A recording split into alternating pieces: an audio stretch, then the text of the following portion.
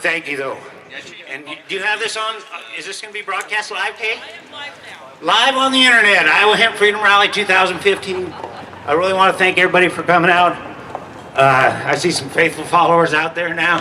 And a change of laws and fight against cannabis prohibition. And let's hopefully this time when we're standing here next year, maybe we'll even have a decriminalized 5 grams. We had a 5-gram decrim bill introduced and it couldn't even get out of committee. And so that's where we're at. I'd like to take this time to first just have a moment of silence for everybody we lost in the last year.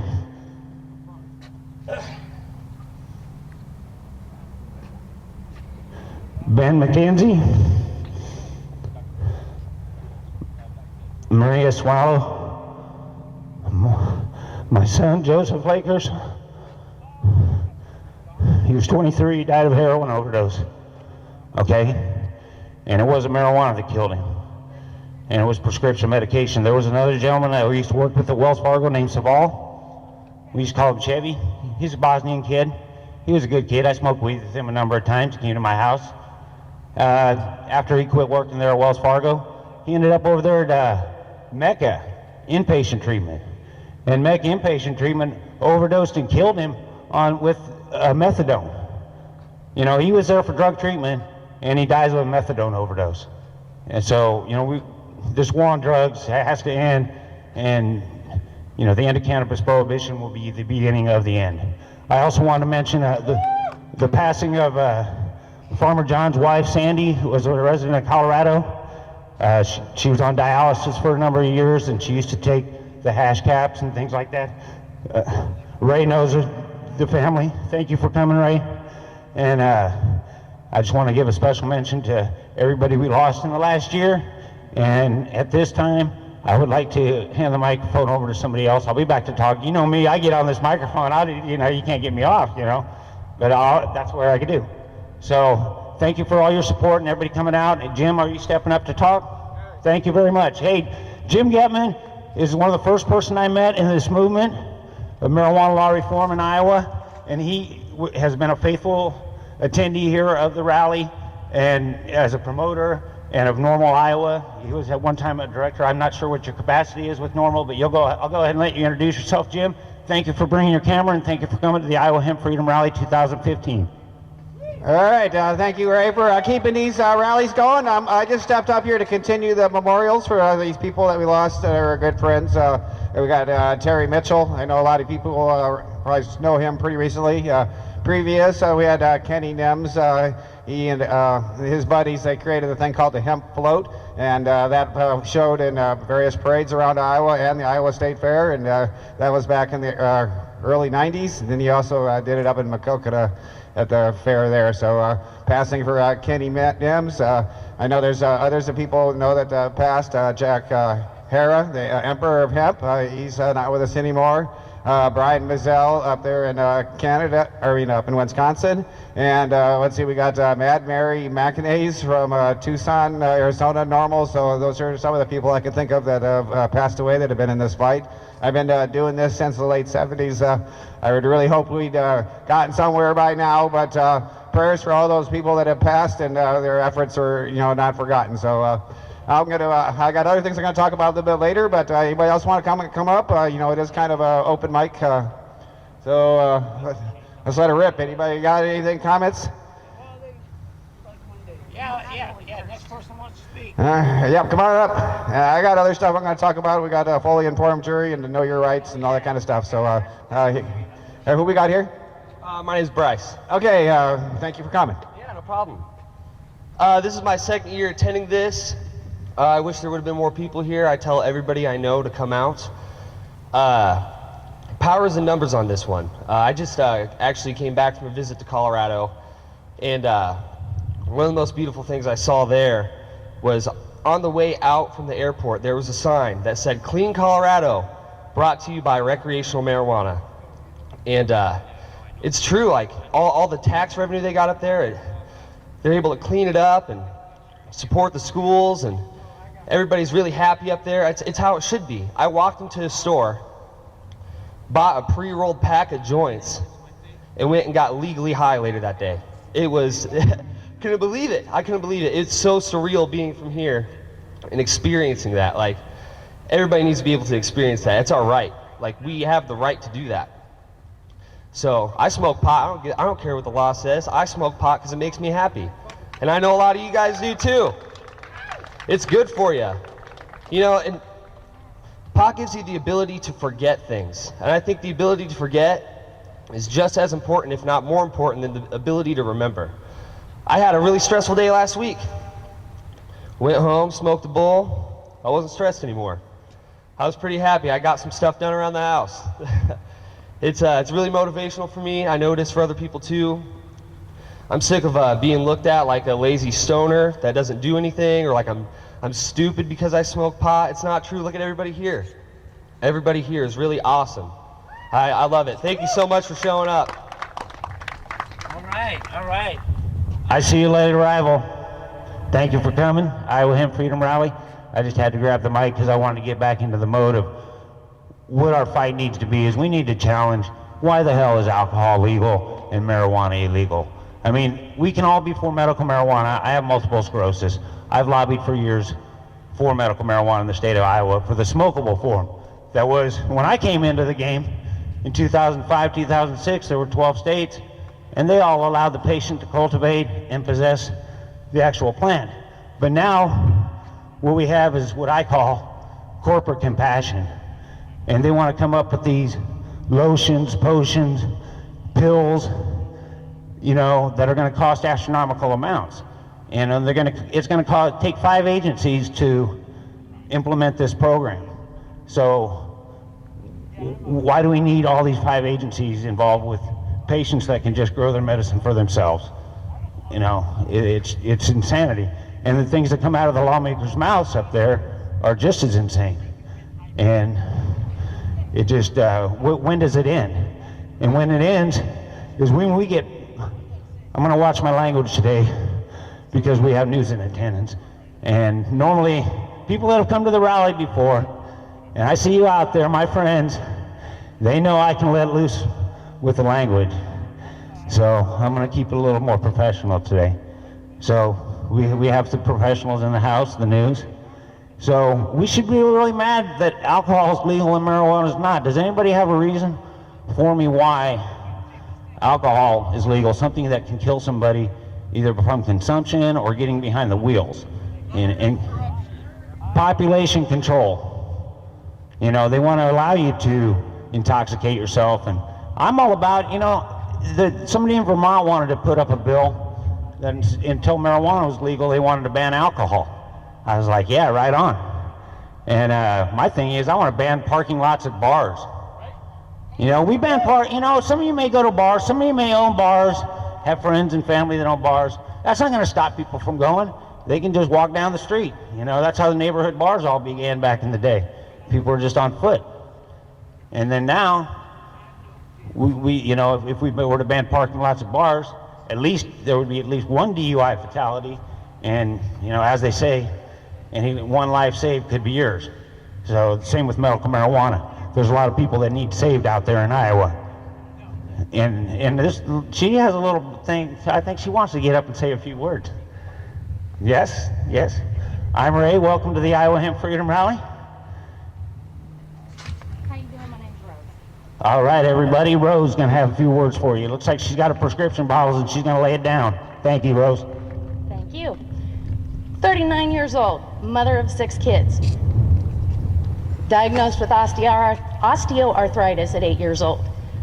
Lifetime of physical, mental abuse. I've lived with pain my entire life.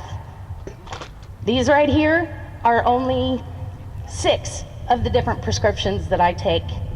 I take tramadol, 200 milligrams a day. I take clonazepam 2 milligrams a night, cyclobenzaprine 20 milligrams a day, Cymbalta 60 milligrams a day, and hydrocodone acetaminophen 10325, which is basically Vicodin. I take anywhere from 2 to 6 of those in a day, depending on what my pain level's at. I have kids. Like I said, my youngest is 10. They cannot put me on the harder stuff because I have to be there for my children. This isn't even to cure me. I have fibromyalgia, osteoarthritis, post-traumatic stress disorder, and a few other medical issues. Just developed tinnitus 2 weeks ago. These don't cure me. They don't help me. I can take these, and they do nothing. The clonazepam is actually a generic form of Klonopin. Most people that'll knock out. I can take my sleeping pills at 8:30 at night and still be up at 3 o'clock in the morning. How am I supposed to get up and get my kids off to school? Anybody? No? God's medicine will get you out. Thank you very much. One time, I got to try a hit of dab here in Iowa, one time. Yeah! One time. Heaven for Iowa, baby! 39 years old, lived with pain my whole life. That one hit of dab, pain-free for 6.5 hours, in my bed asleep at 12:30 that night with no medication. Ow! This is ridiculous. They're not curing us, they're poisoning us. I now have a handicap tag that goes in my vehicle, not because of my illnesses, but because of these pills.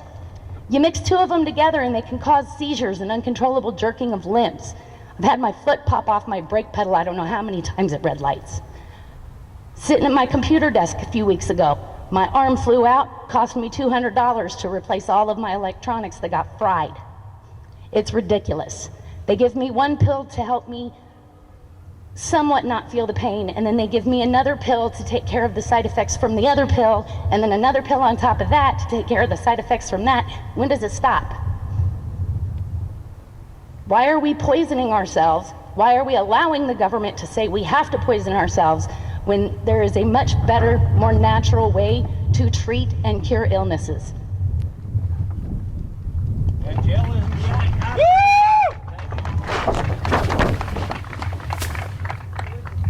Thank you, Rose. Those are some very important words, and they're very touching, and everybody feels that. Everybody feels that the pain that the patients have to feel when they're forced to take prescription medications and they can't function like a normal person, and they can use cannabis, and they can feel like getting up and walking and going to work. And, you know, that's like I was just talking to the gentleman up there. You know, some of you guys out there are familiar with my call-ins to the Morning Rush, and I post them up on the internet on my Green Mountain Station page, my phone calls to the local radio, 1460 KXNO, and they know me as Stoner Ray, Rev Green, the Rev. So anytime there's a topic of marijuana on the radio station, on the sports radio, well, I wonder what Ray's got to think about that, or maybe we should call her Stoner Ray, or Stoner Ray this and that. And there's a gentleman that came out here to the rally, introduced himself, and you know, he suffers from arthritis, he tells me, but he listens to the station, you know. And I'm going to be a part of this radio station that's all weed radio. It's 1580 K-High, Colorado Springs, and you can listen to it on the internet. And I'm helping a guy from Phoenix launch a show, and I'm going to be the news reporter, and they'll give me some on-air time. It'll be actual radio, you know, no more YouTube and no more promoting the podcast and 50, 60 viewers. You know, we're gonna be reaching out to people, and I really feel that's the direction I want to go, because you know how vocal I am, and bold and brash, and you know, say things. You know, someone may call me a loose cannon, whatever, but I stand up against the injustice at the Capitol and point out those that are standing in the path of freedom. You know, as I call them, agents of Lucifer. So again, you know, I think, you know, the majority of the people that use marijuana in Iowa use it for recreational purposes. Would you agree? Amen. Thank you. Okay, thank you. Okay, there should be no reason they're not allowed to use it with alcohol being legal. Okay, and the hardest part for this medicine to be formulated for these children and this cannabidiol is they have to free the plant. And once the plant's free, and once people can develop the TCA formulas and their own versions of Rick Simpson oil or Phoenix Tears, they can produce the medicine for themselves for a fraction of the cost. But to condemn people that smoke marijuana as medical marijuana is just potheads, it's just wrong, and it sickens me every time I hear those words come out of those people up there at the Capitol. And then Representative Paulson the other day, he says that bill that passed the Senate that they're trying to get him to debate in the House is nothing but a recreational marijuana bill. Have you guys heard about this? Paulson said that it's nothing but a recreational marijuana bill? He's full of dookie. He's clueless is what he is. He's clueless. And I want to, you know, as I made this theme and I kind of put it out there, I want it to be, the message to be that marijuana is safer than alcohol. And you know, why, as the book says, why do we encourage our younger people to drink? You know, all the marketing is towards young people with alcohol. And they worry about the marketing of a pot leaf and the message of a pot leaf. And thank you all for coming out and representing today and not afraid to wear a pot leaf. You know, that's really important. It was like, you know, I feel for the patient, the mommy lobbies and all of that. I feel for them bad because they can't get their children the safe medicine. And I lobbied, you know, numerous times, and we had hearings in the state of Iowa. We had 4 hearings, 4 months in a row, 4 cities. I went to all 4. The Board of Pharmacy the next year, August 17th, 2010, Ash Wednesday, decided to recommend making marijuana Schedule 2 in Iowa. What year is it? 2015. So, you know, what I call the soft parade of patients begging for mercy, only to get, well, our hands are tied. We're waiting for the FDA. You know, we're not going to do anything until the FDA. How many lawsuits and millions of dollars and deaths have been involved over FDA drugs? A lot.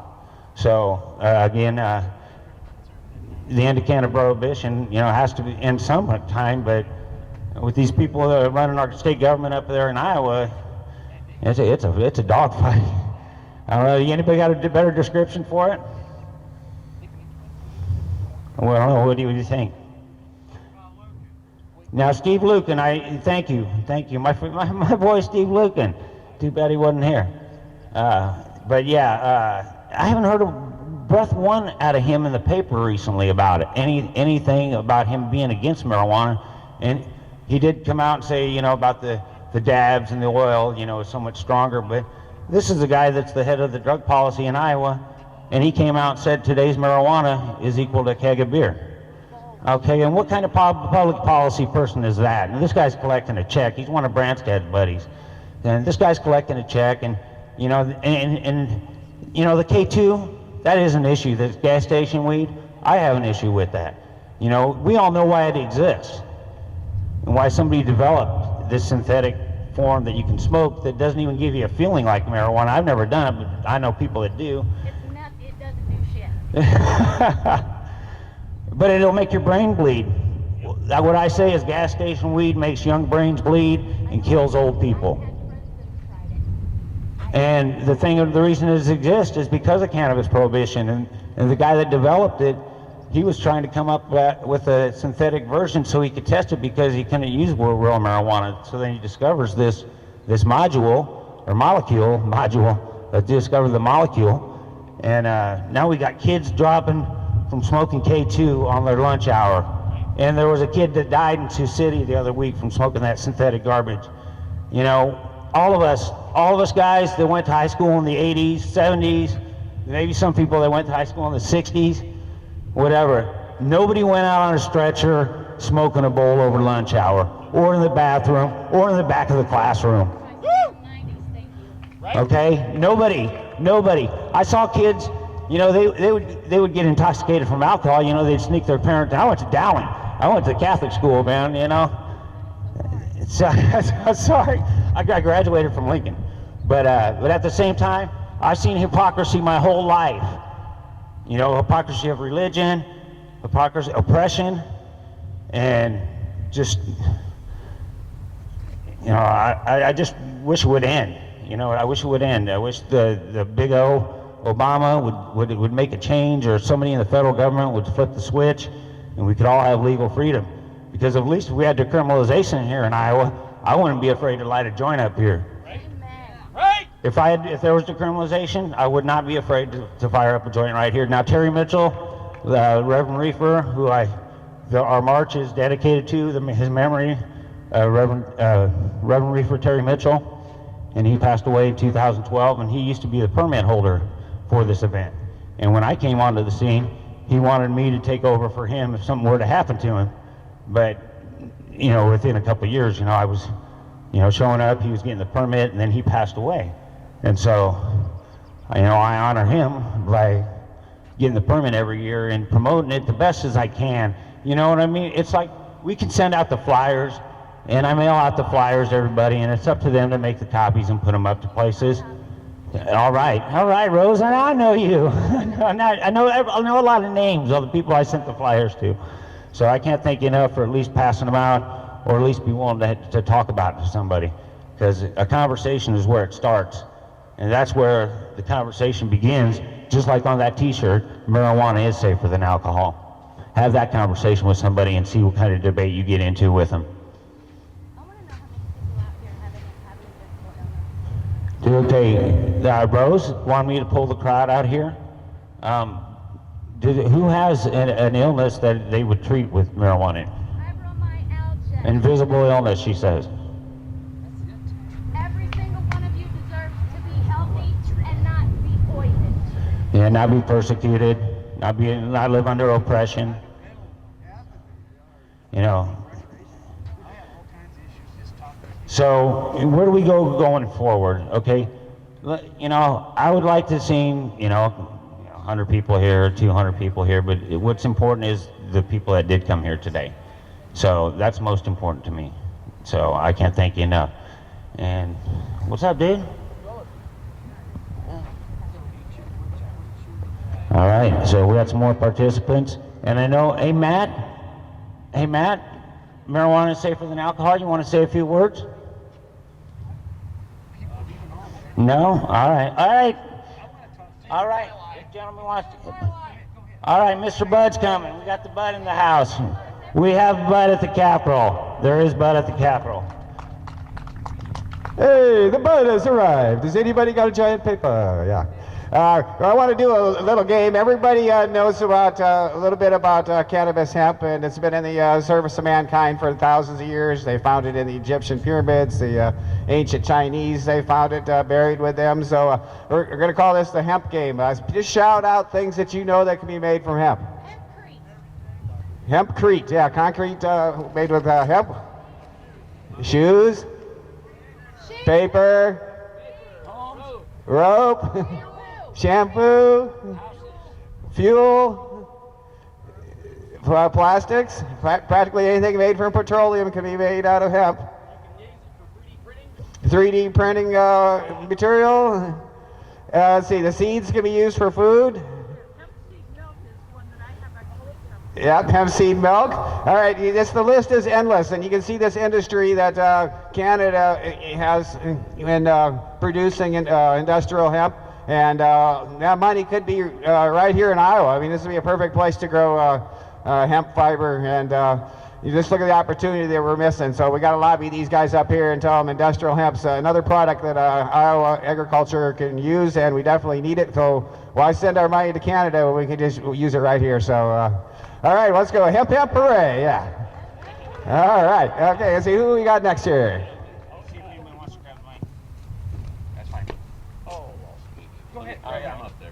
All right, this gentleman, Matt, wants to speak, and he's got the shirts, marijuana safer than alcohol, and everything helps fight freedom. I've never spoken public before, and I put him on the spot. so I was a little nervous. But how many of you know that Eric Brenstead, Terry Brensted's son, got arrested, or did not get arrested? He killed 2 people drunk driving in 1991, Scot-free. and he got away with it scot-free. 2 years later, Eric Brenstead also had an open container ticket, got off scot-free. Tough on crime? I don't think so. I just had a gentleman when I came up here tell me a story about how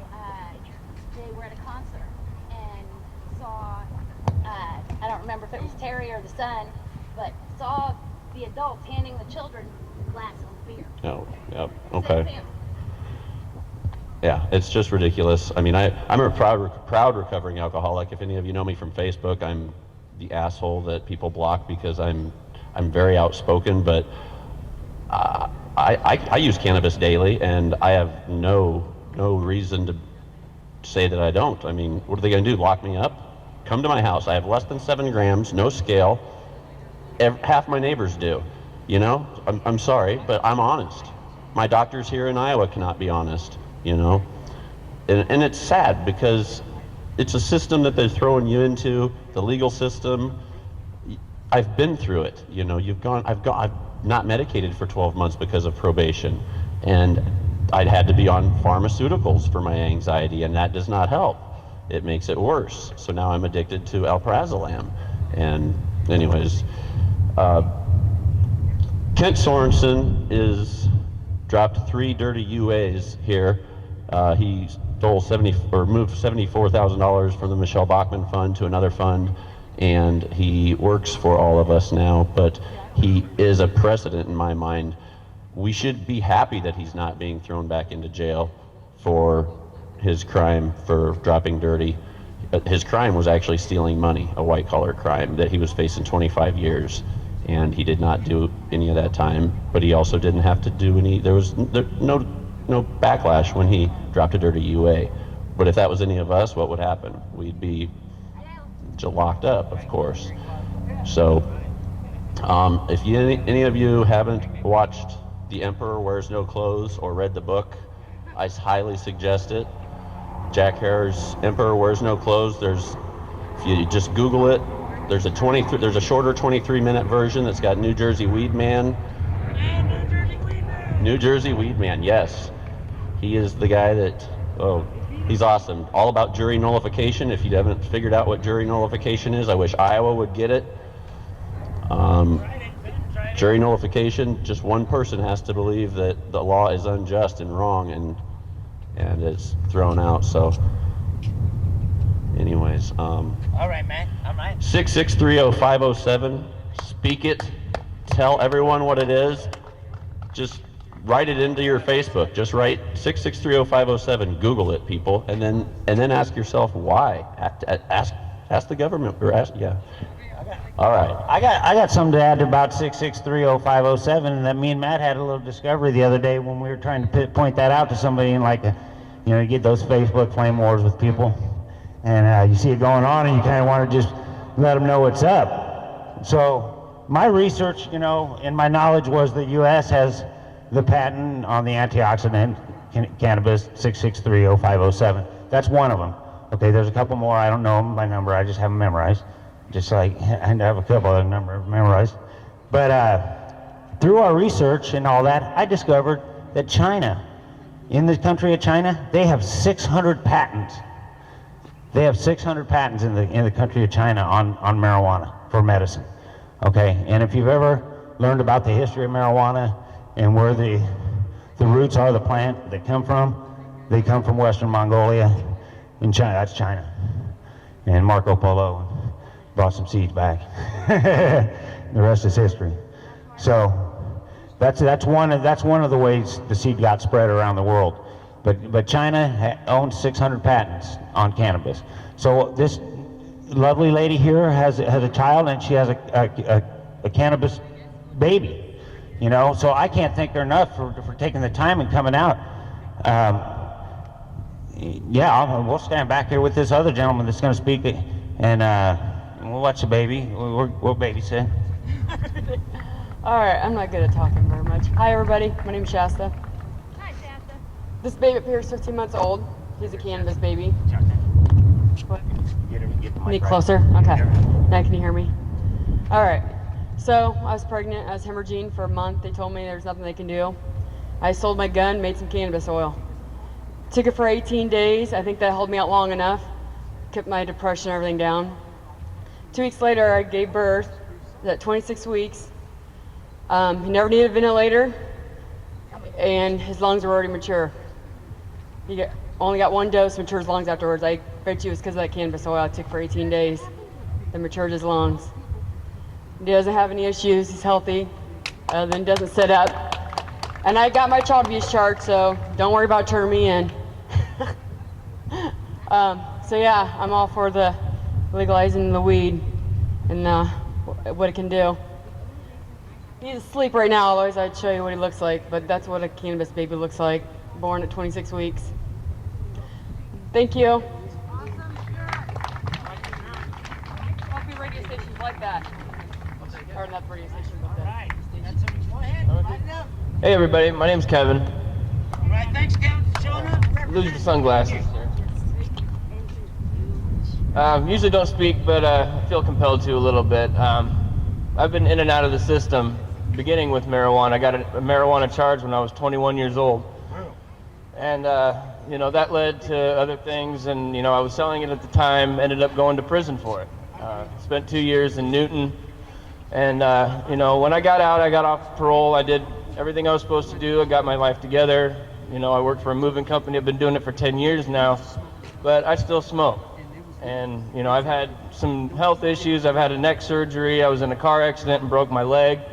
Along with what Rose said, the medications are but a whisper of what marijuana does. You still have the pain, but you don't even care about it. And you can function. And there's no reason in the world why grown, adult, responsible people can't take advantage of this beneficial product. It's been around forever. So that's pretty much all I had to say. There's no reason adults, responsible adults, can't make this choice for themselves. So, anybody else?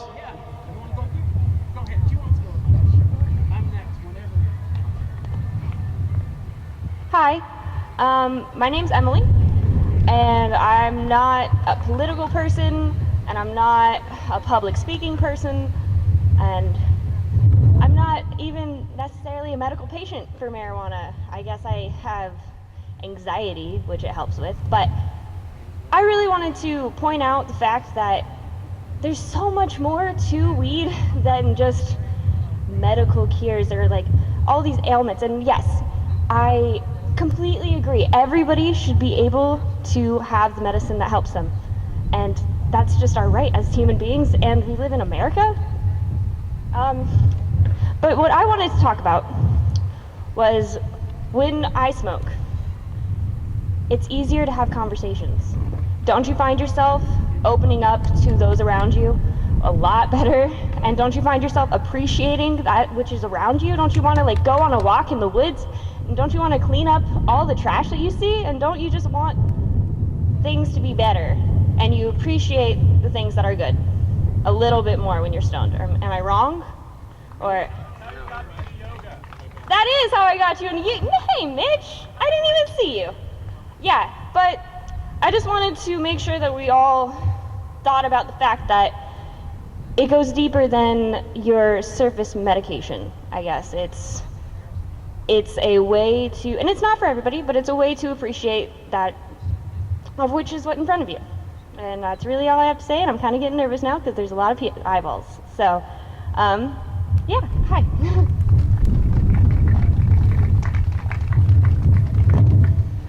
Hi there, I'm Reno. I'm going to be 62 in September. I used to go to Iowa. They used to call it the U of High. And what I'm talking about is people need to start outing themselves to people, okay? No matter who you see, say, you don't have to say, I'm high right now. Just say, I have got high before, okay? And because there's a stigma attached to this. So what you got to do is you got to start at the bottom. I know people want everything legalized. You got to take baby steps. Now, what you do is I talk to people, like a lot of old people will agree with you. You start talking about their ailments. You'll say, this medicinal marijuana oil would probably help that, and you'd be surprised how many people agree. The only people I have problems with, tell that to my daughter who got put in prison for it. Well, I found out she was doing meth and everything else. She just happened to have marijuana in her, so. But there's a lot of things that people need to you guys need to do. When you're talking to these people, start low, work up, find out where they're threshold is or comfort zone. But people need to out themselves to a lot of people, and don't worry about it. You know, I look pretty straight to people at the same time, and if they want to battle with me over it, I'll battle with them, you know, because I've been outspoken on this for a long time.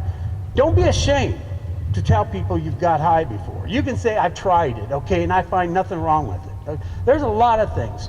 And the other problem we're having here, and I don't know if you follow it like I do, but you've got a certain part of the government here that is against it. Now, you ever wonder what the reasons are? Well, I got some good ideas. They're taken care of. There's certain lobbyists who say, hey, we don't want this legal, okay? People that don't want hemp legal. There's reasons why they're against it. They'll tell you, oh, well, it needs to be legalized by the FDA. That's crap. It's not just that. They got money coming to them. These pharmaceutical companies, they got a lot to lose. So that's going to be some of your biggest fighters. And so you got to watch and pay attention. Who are the ones voting against this? Think about it. Who's the ones against it? Those are people you need to vote out. You need to start at the bottom. You need to start right in City Hall. You get people that are for, you need to get out and vote. You need to get people active. Because a lot of people, oh, I don't like Obama, or I don't like so-and-so, because you know what, who would you rather have in? You want to have somebody in there that wants to get everybody incarcerated? Because they got private prisons all over this place, and they make a lot of money on it, okay? So you guys need to get fired up. Don't be afraid to tell people you've got high before. It's nothing. I mean, I worked at a federal job. I could give a rat's ass if they know I get high. They might avert their eyes, you know, and all that crap. I'm against a lot of things that they're for. And you'd be surprised how many people admit to it. Once they find you that you smoked before, I have people coming up all the time talking about it. See, that's the thing, is you got to get rid of that stigma. You know, if you're going to talk to people, it'd be nice if you're not stoned when you're talking to them sometimes, because they look at you like certain things. You know, they're like, you know, that person looks like a normal person. That's what you need. You need more business people. All kinds of people need to come out. Get out of that green closet, as Reverend Ray said. I'm the guy that listens to Reverend Ray on KXNO. So, and I also call in, but I call in for funny stuff. And that's, a lot of people will condescend to you. A lot of people will patronize you. And sometimes, them are the kind of people you kind of walk away from, because they're not going to change their mind.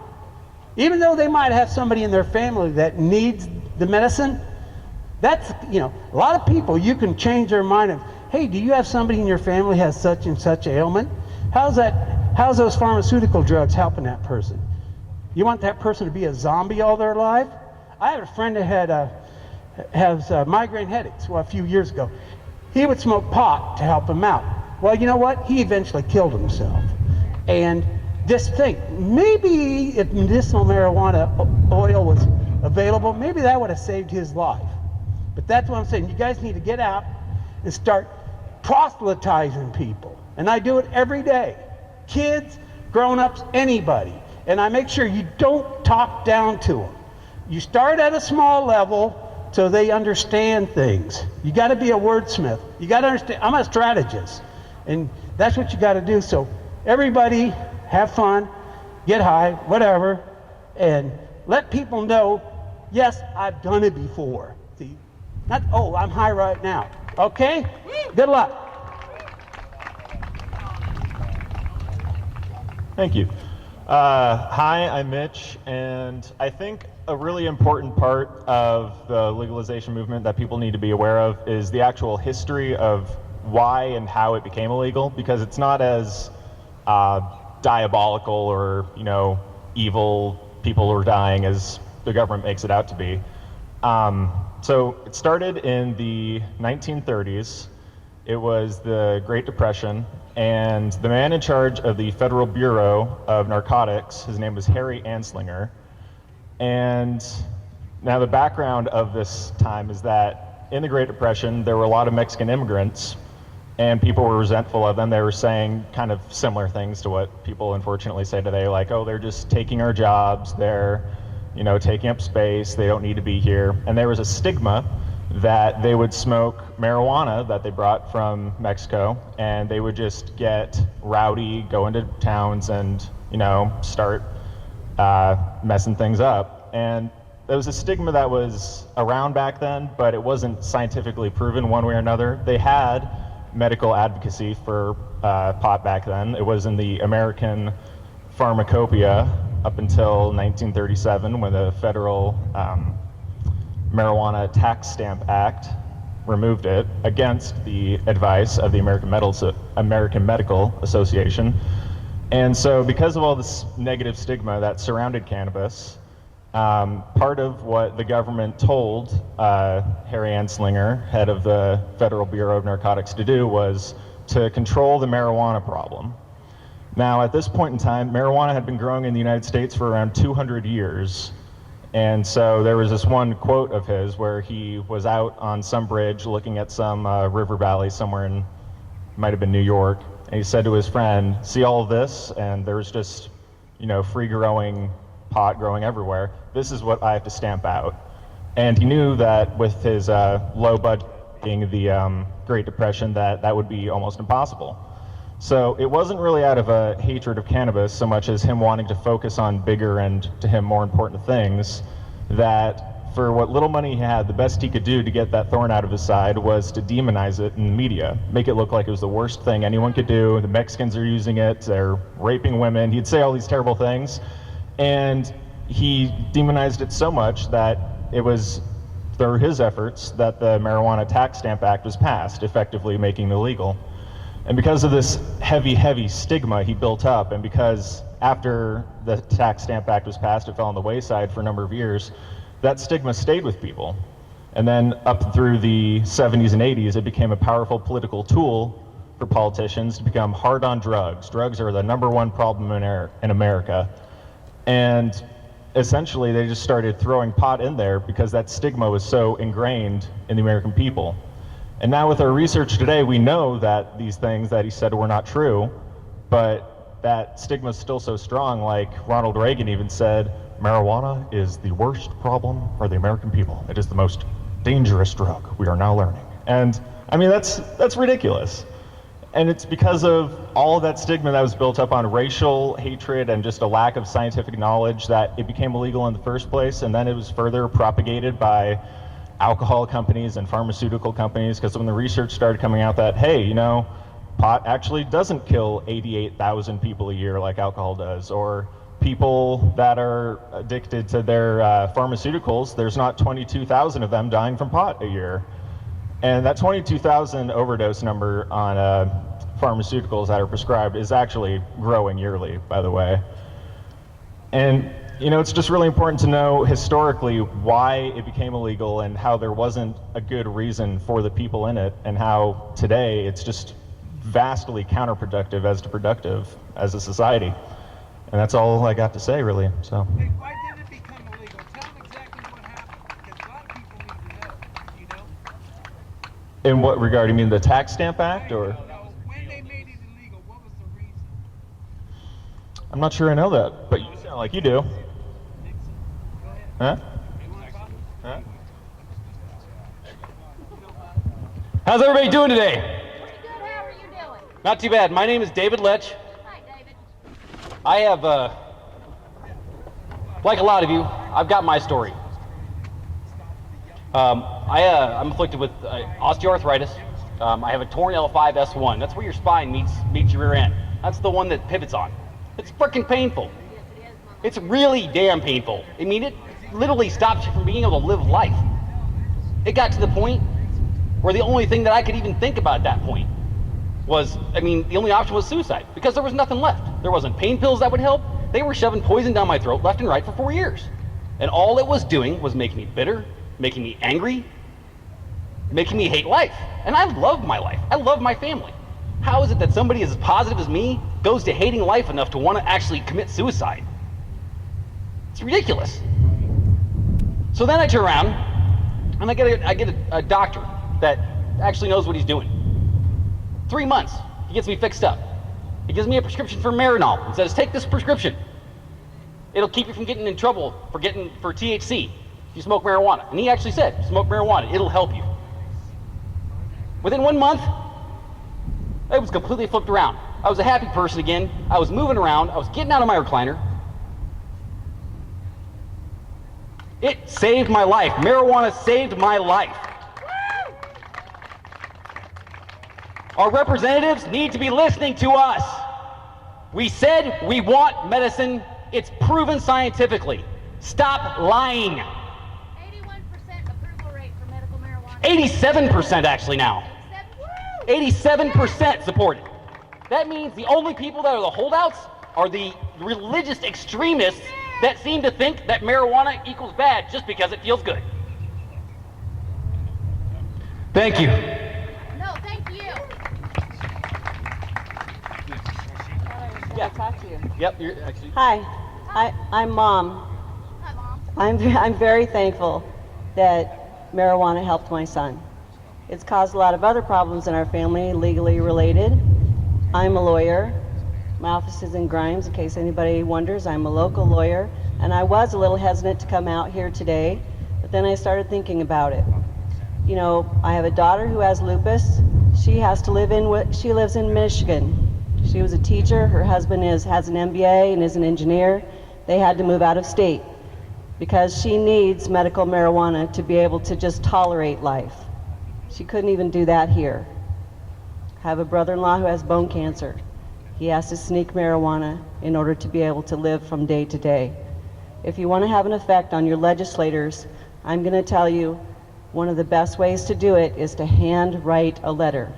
Mass emails are fine, but they know that technology can be used to gather lots of signatures of people that don't even really care.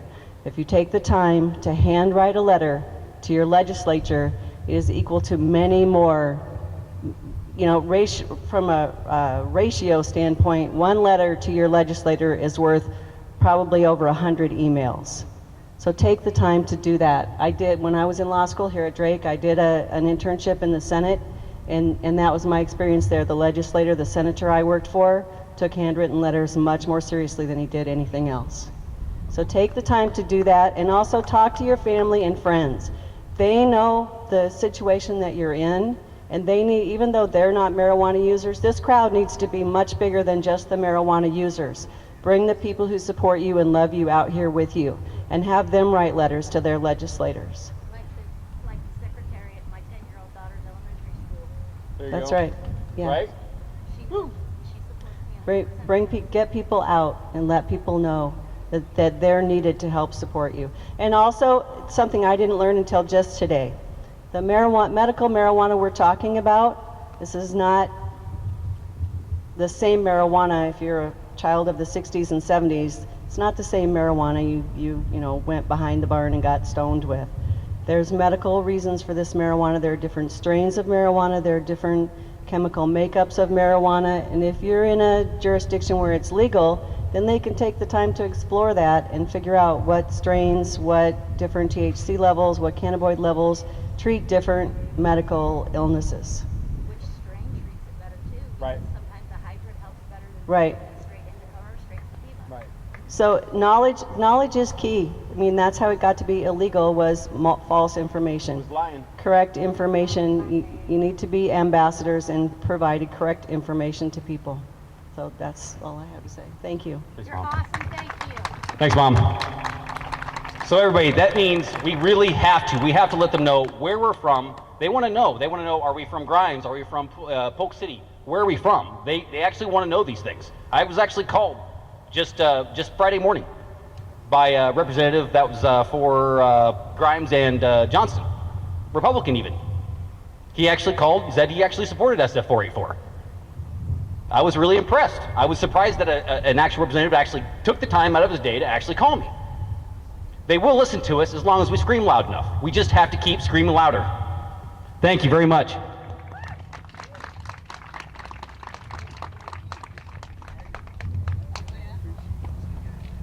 Hello, thanks everybody for coming out. My name is Chrissy, outreach coordinator for the Iowa Normal Women's Alliance. I so want to talk to you before I leave. I came out here a year ago and actually spoke for the first time about my own personal use. Came out of the canna closet, green closet, so to speak. And it's been a very interesting year. I've learned a lot of things. One thing that I've learned is that there are so many different personalities and ideas involved, some that have been involved for years, for decades in Iowa. Some are new, like myself. But what I've learned is that people have to work together. People have to get over their own agendas and their own attitudes and work together for one common purpose, and that is for personal freedom. That is the bottom line. Freedom in healthcare choices, freedom in what it is. I don't drink anymore. I stopped drinking. The last time I drank was October 24th. Reason being, I have a problem with drinking. It caused a lot of hardships, caused a lot of relationship problems. I don't drink anymore. I was able to get off of a lot of pharmaceuticals.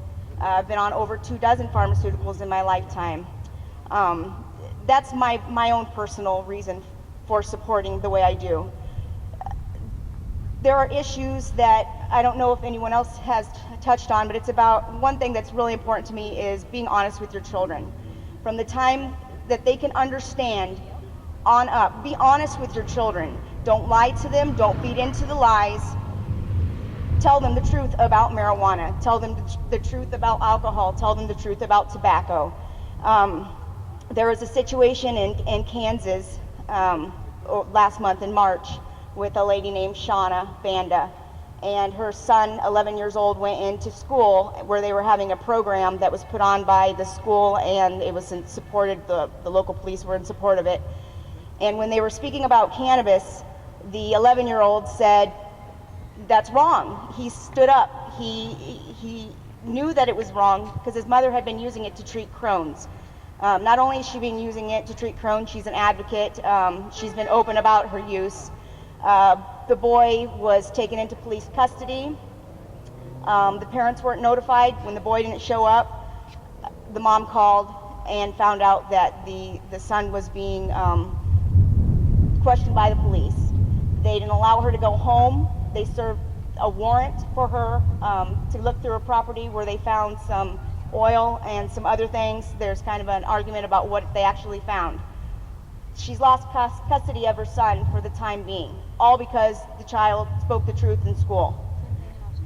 It's important to be honest with your kids always. My children, I have 4 of them, those are the 2 youngest. We're honest, we're open with them. We're responsible, just like we would be responsible with anything else in our household. We're responsible parents. Prohibition was started in Iowa. Iowa, if you guys didn't know, was one of the leading states in alcohol prohibition.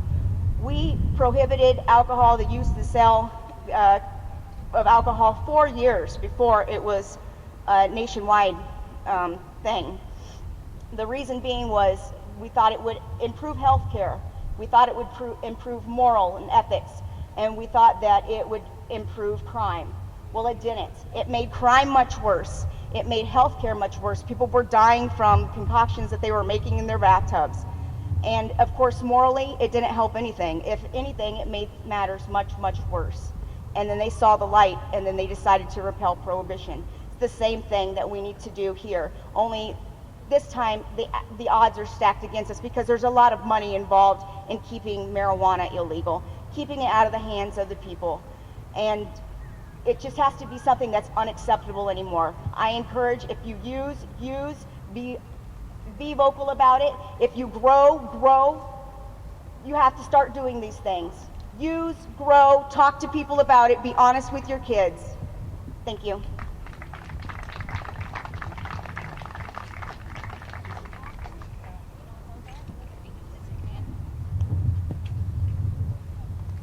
My name's Katie. I guess I've never spoken in public before, but I just wanted to share what marijuana has done for me, like the benefits it's done for me. I was on cocktails of medication since the age of 8, treated for bipolar and anxiety. They made matters a million times worse. I didn't understand my body. I couldn't think. I never had a clear mind. My emotions were always just all over the place, never calm. My emotions were always all over the place. The medication did no good for me. It really didn't. My lows were tremendously worse. I was on one prescription pill called Seroquel RX, and my mind was racing at 1,000,000 times per hour, but my whole entire body was so sedated and out of it. It was ridiculous. It's so messed up. I was reading, and only 30% of antipsychotics are actually effective. 30% on the market. That is ridiculous. The age of 17, I stopped taking prescription pills and I started smoking marijuana. My life has changed tremendously for the better. I can think, I understand my mind, I understand my body. I'm not awkwardly social. I can talk to people. I feel comfortable. I'm happy. I'm actually happy. I can eat. I don't go 3 days of terrible anxiety where I seriously don't even look at food. Like, I'm happy. It's fantastic and it's wonderful. And the fact that people don't see that is ridiculous, and I hate it. I hate it so much that people look down on marijuana and look at people like, oh, you smoke? No, it's good. It's medicine. It helps you. Like, I don't know. I just wanted to share that. Yeah.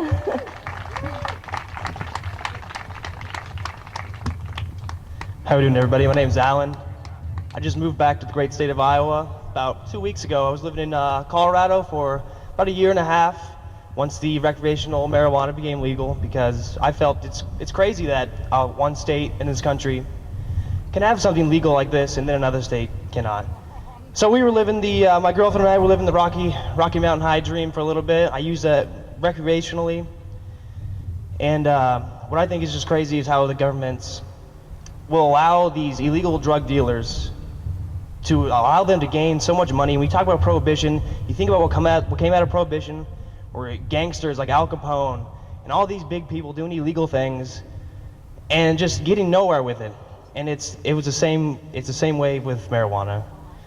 In Colorado, it's not like, people aren't just throwing buds out the window. It's, yeah, weed's legal, It's very responsible. You go into a store, there are people armed, armed receptionists pretty much to check your IDs. Make sure you haven't been into any other dispensaries in the state before, and they let you in. You can only buy so much, and you have to buy it all in child-proof containers. It's all very responsible, and I just can't believe that this great state of Iowa, that I had to leave, and I haven't smoked since I came back because I am in fear. I do not want to get in trouble for something like that. It's scary, and I can't believe this great state, the state that I love, I have so much pride in, can't legalize a plant. Thank you.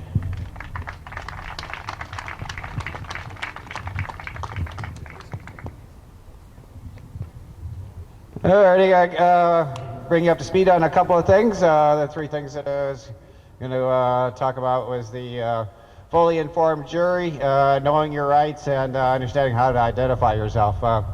Yeah, don't shun jury duty. It's like one of the last places that the people have the power. There's like the four boxes of freedom. There is the soapbox. That's kind of what we're doing here.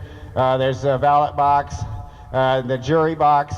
And when the first ones don't work, then hopefully in the jury box you can still overturn rules. And hopefully we don't have to go to the last one, which is the cartridge box, if the other three don't work. So let's work on number one, which is what we're doing here today. Number two, get out there and vote. Make sure the candidates know how you feel, and you express yourself and tell them directly that you're not going to vote for them if they don't support your causes. The fully informed jury. When you sit on a jury, they don't tell you this, but you have the right to vote your conscience. The guy that's on trial, he might be guilty of doing what they accused him of doing, but if you feel the circumstances don't warrant the punishment, you don't have to convict. So, you can use your conscience and just say, I'm not going to convict. You don't really have to explain yourself to the other jurors, but just say, no, I'm not going to convict, and you can hang the jury. And if the prosecution really wants to push it, I guess they could possibly retry it. But especially on marijuana cases, they'll probably just okay, jury's hung. We're not going to move forward. But that is where you have the power. Don't shun this jury duty. If you get a chance to get on a jury, then be aware that you do have that power to vote your conscience and don't convict. In the past, things like runaway slaves have been freed due to jury nullification. the alcohol prohibition, one of the things that helped wrap that up in the 30s was that they just stopped convicting people. They couldn't find juries to, convict people. I think it was South Dakota.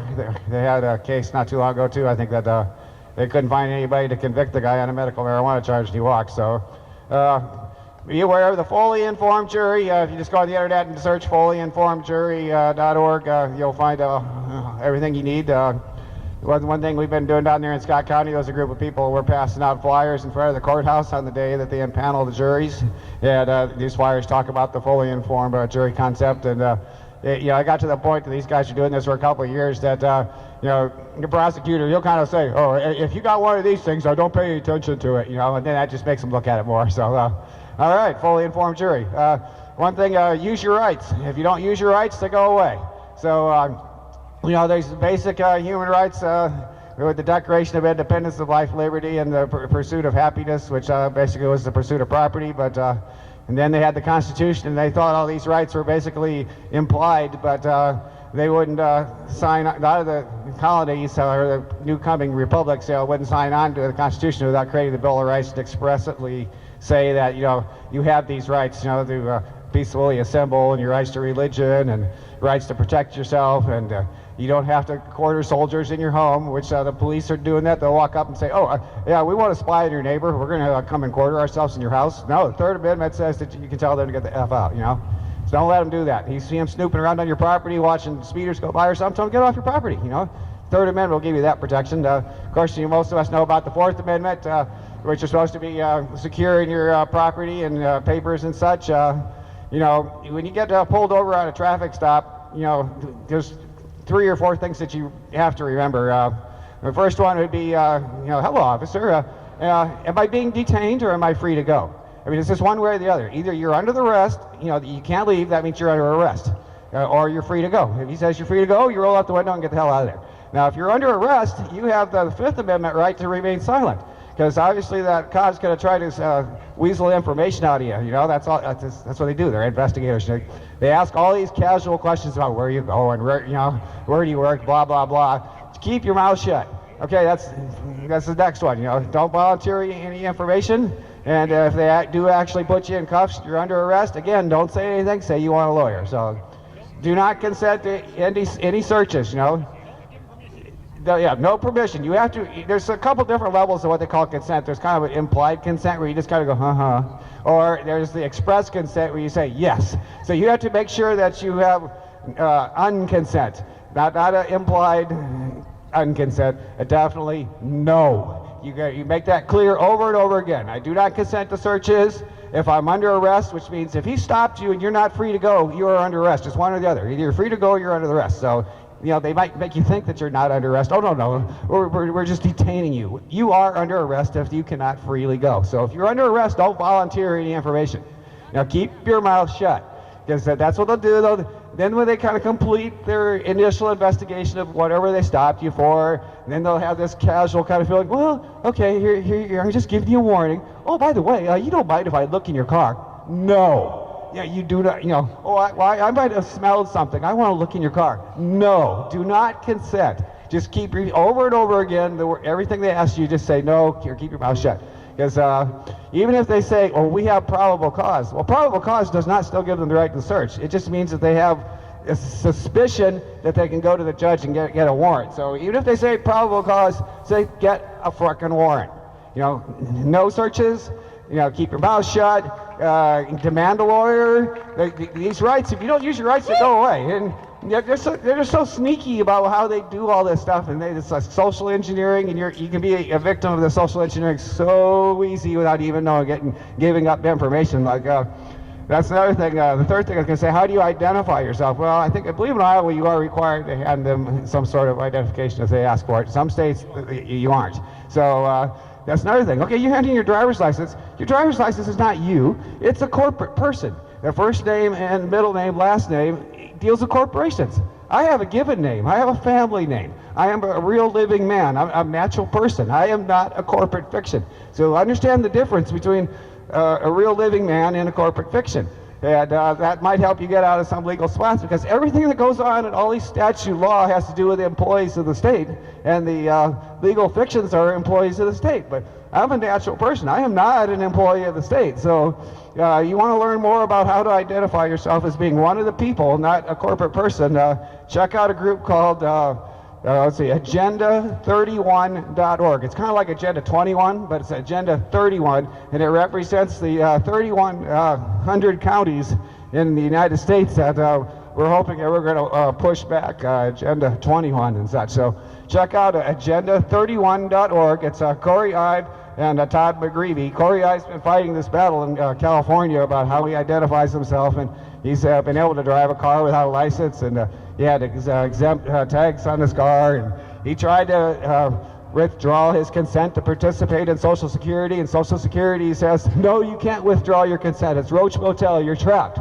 You know, well, hell, if you're a little kid and your parents sign you up for Social Security, that doesn't mean that you consented to it, so you should be able to rescind the contract. So learn about corporate persons, the real natural persons, and how to identify yourself. So, all right, Ray's probably saying, enough of this legal shit. Let's have some fun. No. Thanks for bringing the knowledge, Jim. It's very important because you made some excellent points, and that's why what I wanted to hit on right there about probable cause and talking to law enforcement when you get pulled over. What happened? You get pulled over and you got a bag of discs in your car because you're a disc golfer, or as I call it, a stoner golfer or whatever. You know, that's probable cause to the Ankeny police to search your vehicle. You know, it's like you're a disc golfer, you know, you automatically got marijuana in there. They're going to ask you, okay, well, if you ain't got any marijuana in there, when was the last time you smoked one? Because all disc golfers or frisbee golfers smoke weed, right? Right? Nah, that's not true. That's not true. But it is a fun sport. I've yet to play it. I'm more of a golfer, you know, with the clubs and all of that, but my game's kind of been off from doing that. Now, right now, I want to introduce you to somebody that you know from the years here at the rally and his time at the Capitol, lobbying, holding the feet to the fire of the lawmakers, bringing the truth. Somebody that suffered under the incarceration and of prohibition and the injustice that follows it. Mike Page, thank you. I know he wants to say a few words. He always has some good words to say, man. His speech last year was, and it's in the books. Another one's coming. All right, thank you, Ray. It's good to see everybody out here. See a lot of friends. And you know, there's a guy over here doing a documentary, and he brought up a question about freedom, and I told him that's why we're all here right now. Sure, we'd all agree that freedom is not being expressed by this building behind us when it talks about the marijuana laws. And one thing I want to talk about is the hypocrisy when you talk about marijuana. There's huge hypocrisies. When somebody tells you that marijuana is illegal in the state of Iowa, you really got to tell them that's not necessarily true. There's people here in the state of Iowa that are allowed by the government to legally smoke marijuana. There's only a few of them. Well, any law is supposed to be for everyone or no one. So that's not right. Same thing with the federal government. The federal government, the same federal government that locks away people for medical marijuana, distributes medical marijuana. Well, that's not right. You know, when people talk about it's illegal, marijuana's legal, that's not necessarily true. I guess it depends on who you are. Depends on how the government looks at everybody. They should look at everybody the same with blinders on. But they don't. At the Capitol, we've got some movement. You know, last year we had a marijuana law that really just went through just to get votes. It really didn't accomplish anything. It was a political stunt. But it did open the door. And now that door can't be closed. Even though the law didn't accomplish anything, we did have a statement from the people up here saying that they recognize marijuana as medicine. Well, now that you passed the law saying, all it really did is saying we recognize marijuana as medicine, well, now something needs to be acted upon that. Because the law still requires you to break the law. So it doesn't accomplish anything. And it was about the little children that have epilepsy. Horrible case. I mean, we think anybody that needs marijuana for medicine should be able to get it, but at the very least start with the children. When we were up here lobbying a month ago, me and Bryce, Michael Kane, we're up here lobbying, and some of these people, parents, brought these children up here that have this epilepsy, say that we still don't have access to this medicine. One of the children actually had a seizure in front of lawmakers up here, and nothing got done. The Senate passed it, nothing in the House. Branstad's not going to sign it. It's horrible. And there's no doubt in my mind that maybe something will be done next year, maybe. But before something is done, a couple of these children are probably going to die. A couple of other patients in the state that need marijuana for medicine are probably going to die. I mean, these lawmakers have blood on their hands. There's no other way to say it. Every time they stall, every time they take forever, they say, we need more research, even though we have all the research. We don't need any more research. But they keep on saying that. They have blood on their hands. And a lot of people try to say that marijuana is a small issue. Oh, you're a marijuana activist. That's funny, you want to get stoned. Well, maybe that's it. That's freedom. I should have that freedom. But it's a big issue. It's an issue of life or death for many people. It's also an issue of prison for a lot of people. Families are destroyed because of this issue. Tens of thousands of Iowans have had to deal with incarceration, losing their job, losing their livelihood. That's the issue we're dealing with here. It's about liberty, it's about freedom. And at the Capitol, I mean, more and more lawmakers are coming over, which is great, and that's what we want. It's going to be a long process in the state, though.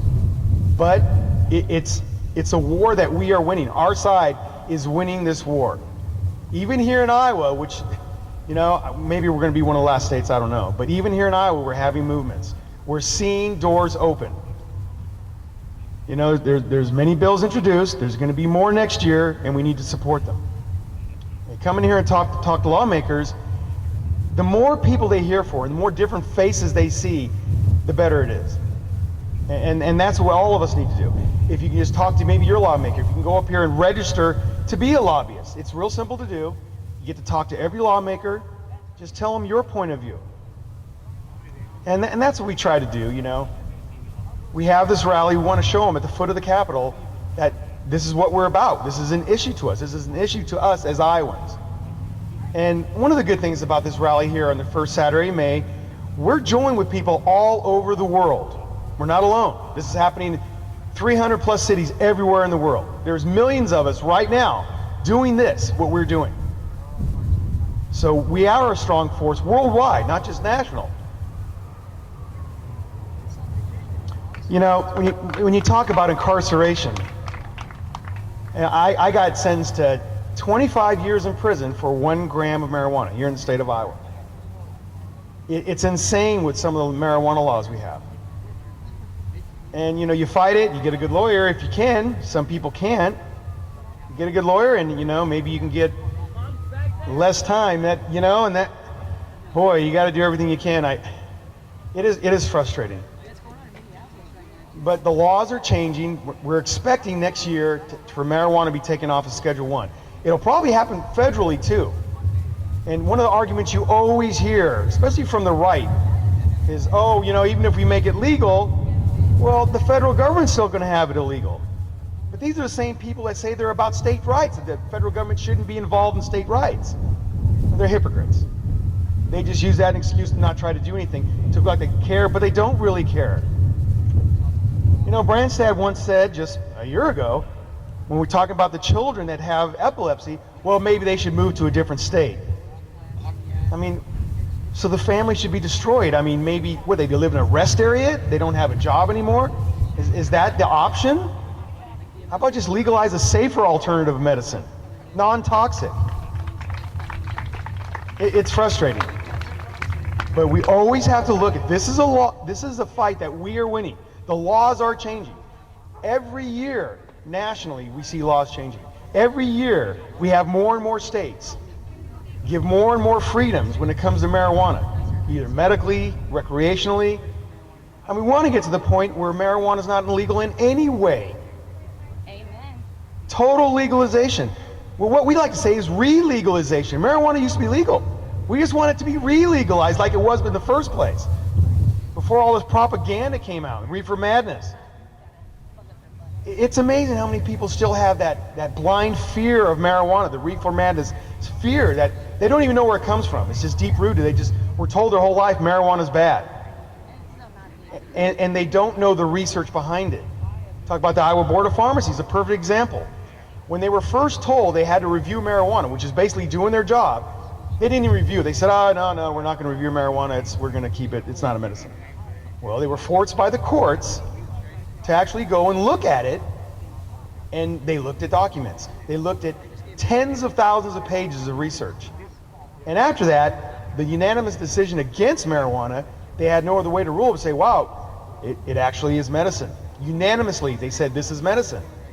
Well, normally when the Board of Pharmacy, one of their functions is to advise the State House what is or what isn't medicine, because we don't want politicians deciding what medicine is. We want people in the medical profession.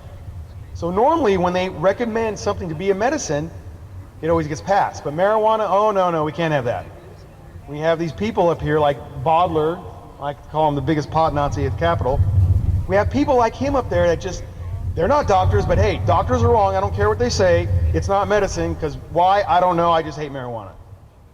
And that's it's a culture, but luckily as years go by, less and less of these people are in office. More and more progressive thinking, open-minded thinking people are in office. So it's easier to talk to these people.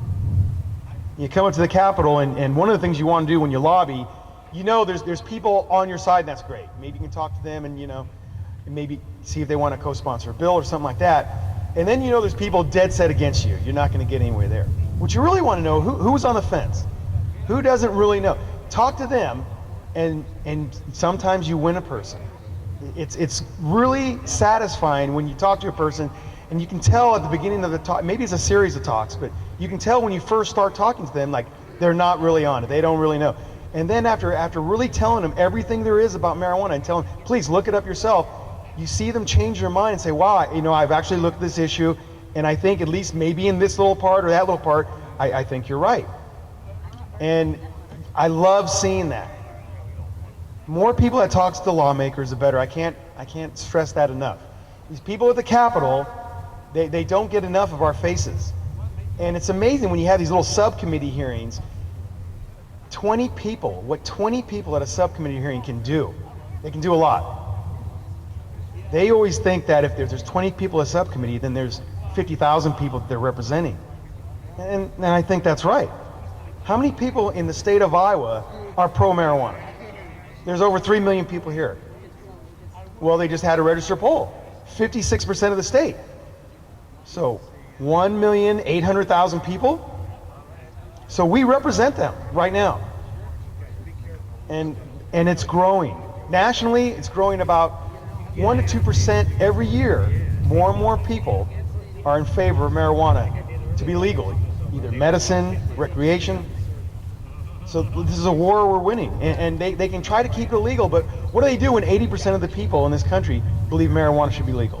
What do they do when 90% of the people in this country believe marijuana should be legal? It's going to be just like how Prohibition ended. And this is just a prohibition on marijuana. Marijuana was legal, it was made illegal, it's under Prohibition, we just want the Prohibition to end. All right, thank you.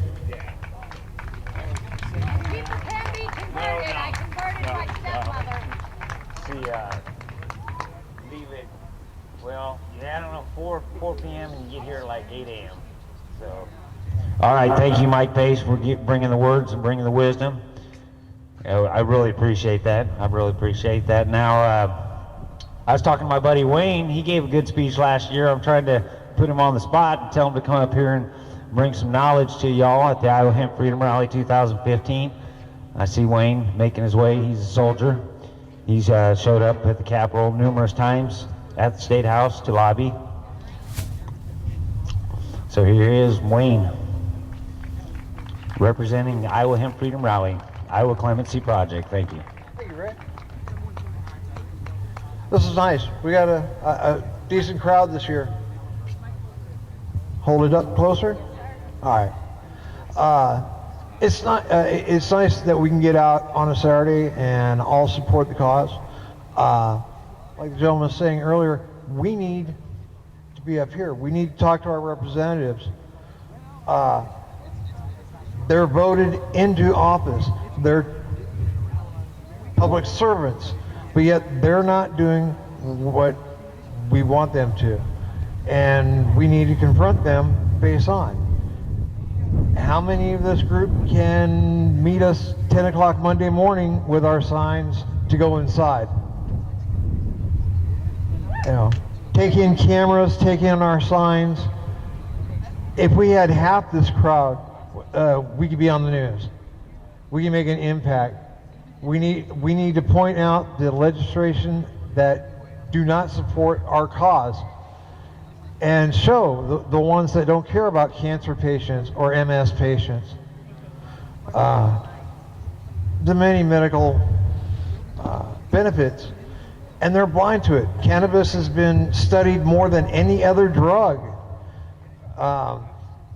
And they say, well, we need to wait and see the results. There have been clinical trials. Everything points to it being a good thing, a safe thing, the safest plant on the planet, and they can't figure out how to legalize it. That shows how our government works. We should get together on one day and go in on the Capitol. Here you go, Ray. Thank you. Thank you, Wayne, for the good words. Thank you. I gotta watch my feet too. I'm the clumsiest person out here probably. If I don't watch myself, I'll fall down these stairs and they'll be like, wow. So.